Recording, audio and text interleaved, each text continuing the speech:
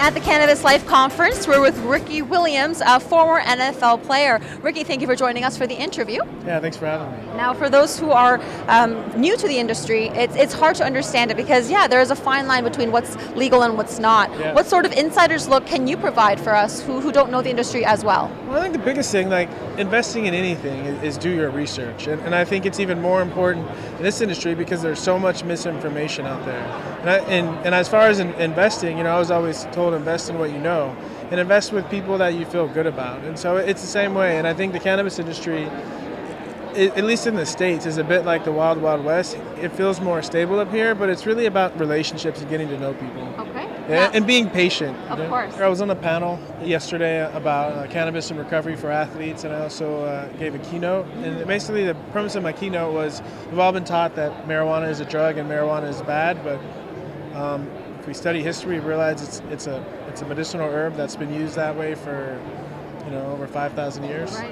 And there are a lot of people in this world that are addicted to pharmaceuticals that are putting a tremendous strain on their body when there's potential for cannabis, which is less toxic than a lot of the medicines that people are consuming. And personally, what sorts of benefits have you gotten from taking in cannabis?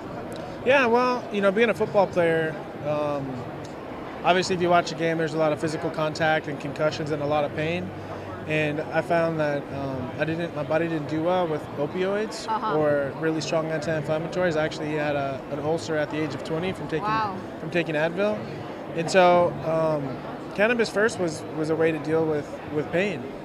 And later I realized that it also opened up my mind. I think that what happens with a lot of football players or people that are really good at what they do at a young age is something called identity foreclosure, where they identify as being such a way that they don't grow and learn more about themselves. And when I started using cannabis, it really opened my mind.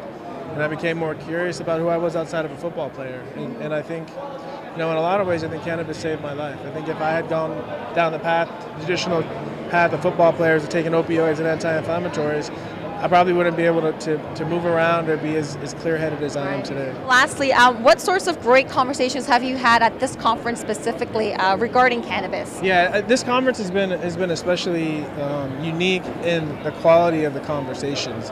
And I think something about here in Canada is there's really an appreciation for cannabis as medicine, and there's really a mindfulness and a responsibility about the way people are using it. I think right now it's so new that it's such a polarizing issue. People are either saying it's the best thing in the world and are not looking at the potential side effects, or people saying this is the devil's drug and it's really dangerous. And I think the truth, like most of the time, is somewhere in the middle.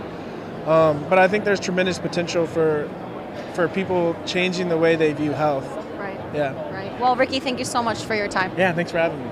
For more coverage from the Cannabis Life Conference, you can be sure to check out SmallCapPower.com.